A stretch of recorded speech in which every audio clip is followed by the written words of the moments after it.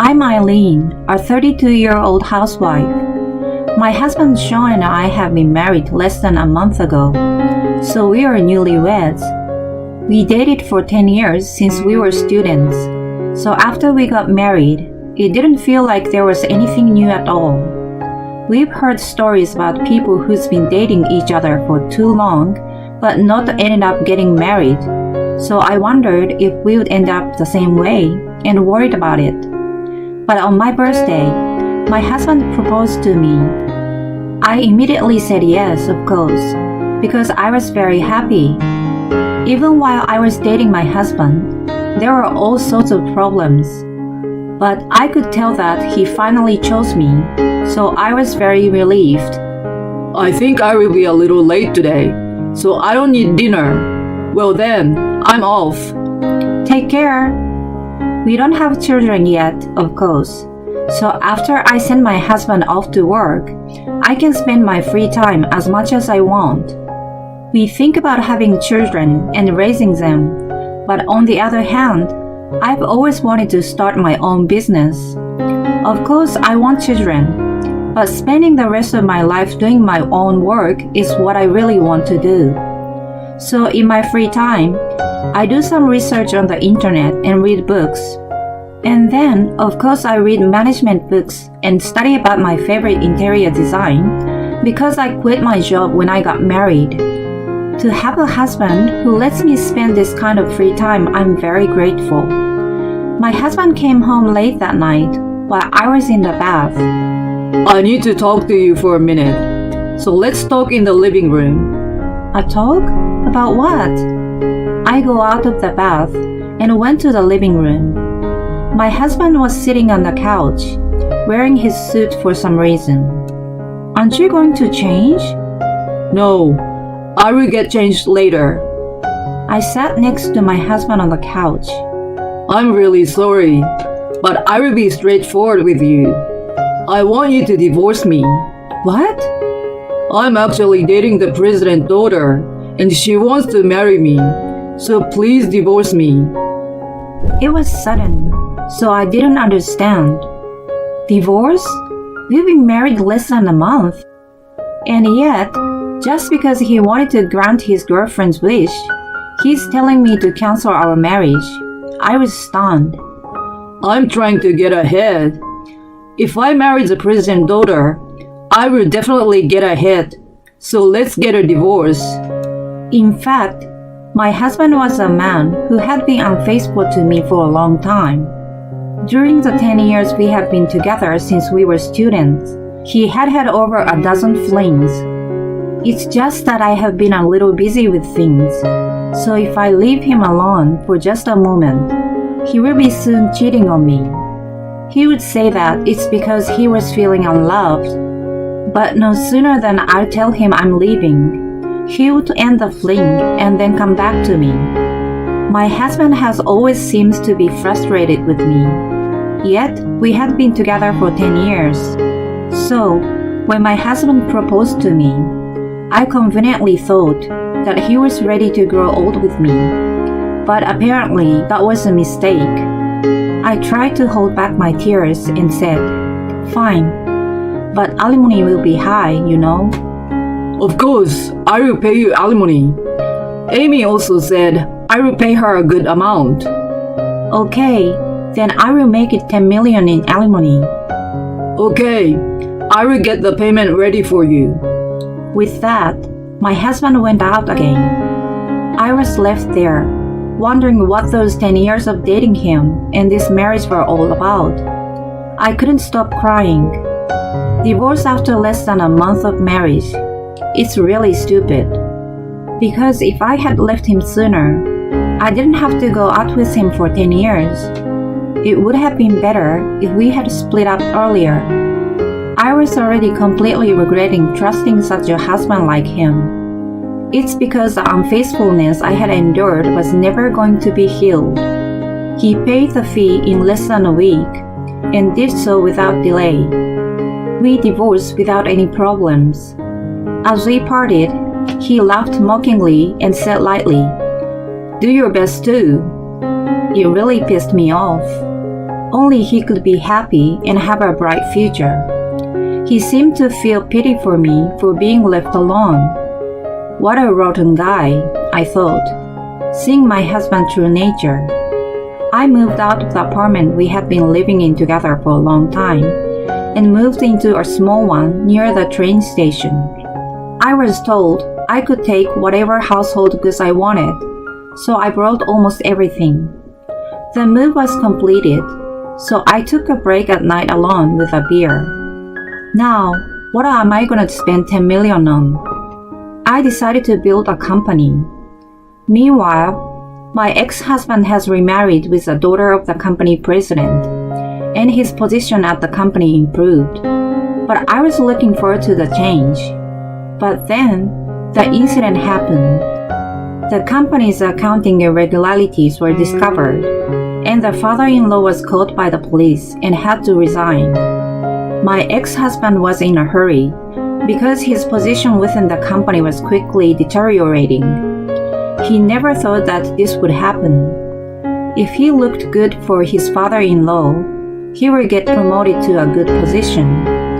Becoming president is not just a dream. That's what he dreamed about.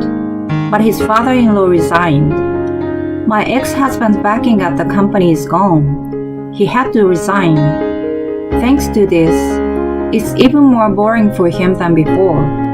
He got sent to a lower department, far from their headquarters.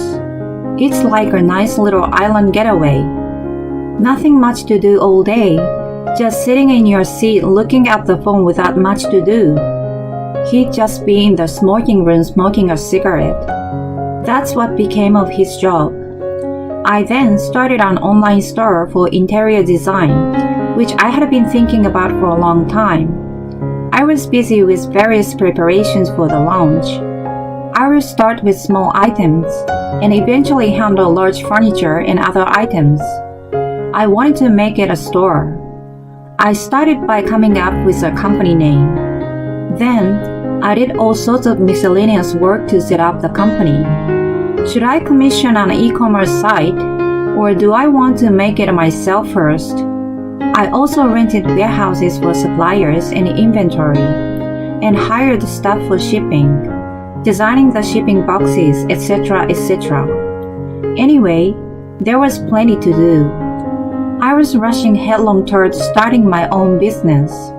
My ex-husband was completely out of my mind. Meanwhile, on the side of the president's family, his father-in-law was arrested by the police for accounting irregularities. So aside from taking care of his new wife Eileen, he also had to take care of his mother-in-law and sister-in-law. After his father-in-law got out on bail, he divorced his wife and moved out of the house. Actually, the president family had a large amount of debt. The mansion that my ex-husband had been living had been mortgaged, so they had nowhere else to stay. Although there was a president family, he got caught by the police. The mother-in-law and president's 3 daughters couldn't go back to their former life. Since they'd lived a life of luxury since birth, it all led to debt. And even now, if they don't do something about it, they will be forced out of their house. They think life will be the same as it has always been. That's why they all assume that my ex-husband will make it happen. The women in the president family had no idea about the salary of the company employee, who was relegated to a lower position. And yet, they still try to use my ex-husband at every turn. Sean, I'd like to go shopping at the department store. Can you please take me there? Take you there? What in the world are you going to buy at the department store? Huh? Oh, I wanted to buy Millie's winter clothes. I wish I could buy her some. Millie, you don't need to buy dog clothes at the department store. My husband couldn't help but gasp. Even though they were in such a dire situation, they didn't seem to understand that and still had the nerve to buy clothes for their dog at the department store. What? Millie is part of the family. Don't you even understand that? Hey Sean, don't you even know how much we take good care of Millie? Is what his sister-in-law said. What don't I understand? Instead of the dog clothes, we should worry about not losing this house. Oh, that's something you will take care of, right? Besides, we can't do anything about it. You'll do your best, right? We are counting on you. So, could you please take me to the department store? It was hard to talk to the women in the president family. My ex-husband was alone, getting irritated and worrying all by himself. And the savings my ex-husband had quickly ran out. I got a call from my grandma today. It's about getting together again this year at our villa in Miami. A vacation home? For free? Huh? You mean does it cost money? From what I have heard, it's in a high-end area in Miami. It was said that there was a villa that belonged to my grandfather-in-law. So she wants us to gather there. Of course, it's going to cost a lot of money for traveling. After my ex-husband listened to his mother-in-law, I want you to be patient and give up the trip this year, he said. Then his mother-in-law said, What? Every year all my relatives get together at the villa. If we don't participate, people will wonder what happened to us. No. Do you understand our financial situation? There is a substantial amount of debt. You should try to cut it down a bit. You just can't make a living, can't you? His mother-in-law got angry and told all her relatives, including her grandmother-in-law, about just how worthless he was. Oh, come on. No matter how much I try to manage it, how do you not know that I'm doing my best? My ex-husband was really fed up. I don't really understand what's going on. I, on the other hand, started with a simple listing and opened an e-commerce store. The e-commerce store got off to a good start with lamps and other items like the ones in the drama that are currently airing. So sales were increasingly very well. I am also a certified interior coordinator, and I upload various photos on social media, as well as starting a blog on interior design, we are attracting more customers. Anyway, we managed to create an online store that sells consistently. Although I struggle with it every day, I was living such a fulfilling life. I was starting to feel like divorcing my ex-husband was the right thing to do. Even before I got married, my ex-husband had been cheating on me for 10 years. I started to think that I'd been living while feeling bothered by it every day, which was a huge waste of time. If I were to live with him while feeling uneasy, I'd rather just leave and do what I want to do like I'm doing now. I learned to be happy. I realized again that my ex-husband was a difficult person to deal with.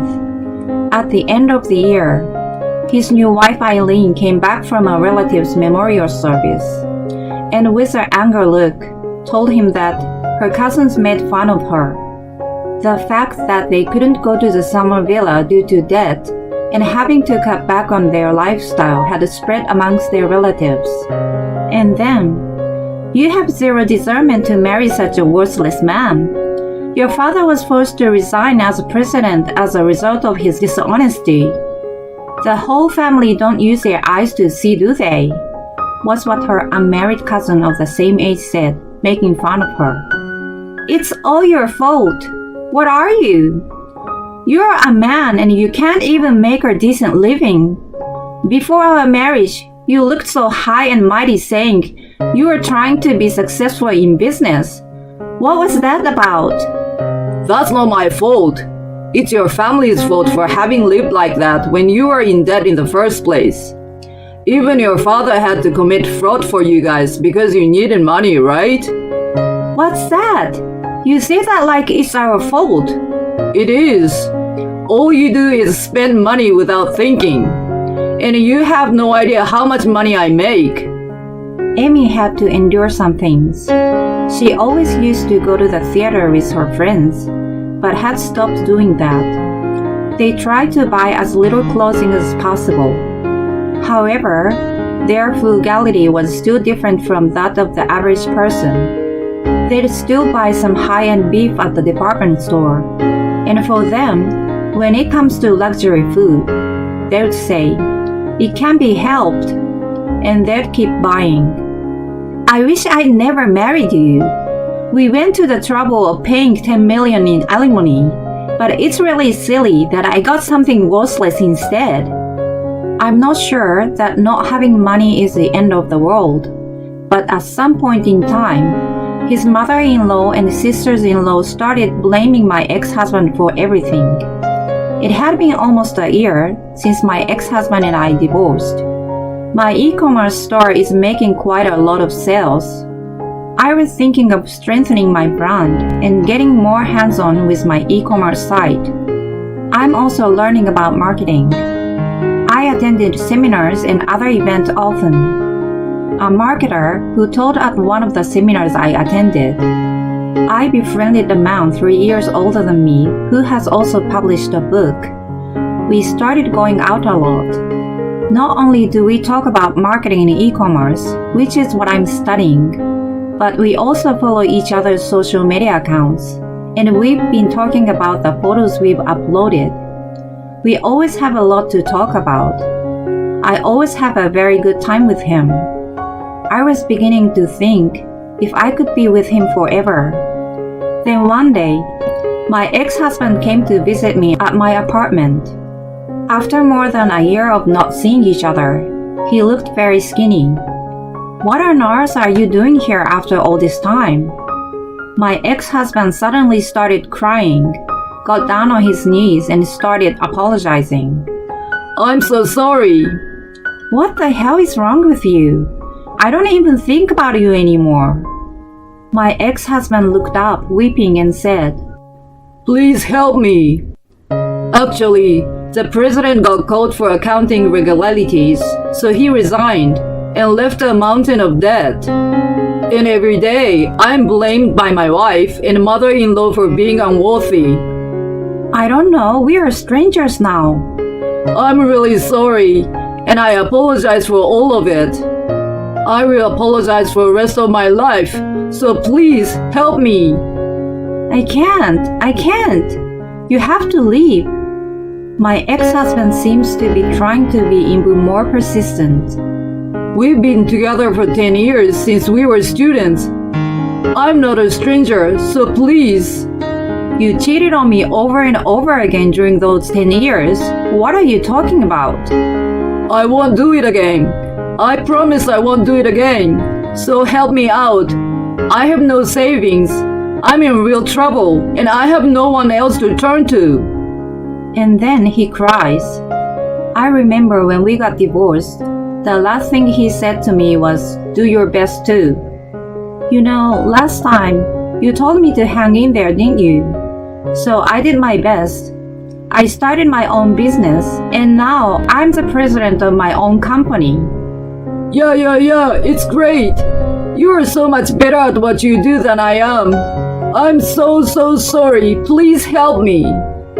My ex-husband, who mocked me when he won last time, was on his knees. I feel bad for him, but I was happy to think that I had won. Although it was humiliating at the time, I used what he told me as fuel and worked so hard to get to where I am. Then the intercom rang. When I went outside, apparently his mother-in-law, his wife, and his sisters-in-law were there. Well, it looks like they're here for you. What the hell? Get rid of me already. I'm sick of this. I already requested for divorce. Try to understand. I won't come back anymore. What are you talking about? You're the one who can't help it. Let's go home. You're our breadwinner, so we need you to work harder. Hey, let's go home. My ex-husband looked at me, wanting me to help him somehow. But I, of course, pushed him away. Now, please leave. We are strangers now. Please don't come here again. Oh no, Eileen, please help me. Amy was trying to pull him and take him away. I thought this would be the last time I would see my ex-husband, so I said to him, "Do your best too." Later on, I remarried to the man whom I met at the seminar. The business is doing well, and the percentage of our e-commerce sales is now close to 50%. I don't know what my ex-husband has been doing since then. I sometimes wonder if my saying, "Do your best too," had been of any use to him.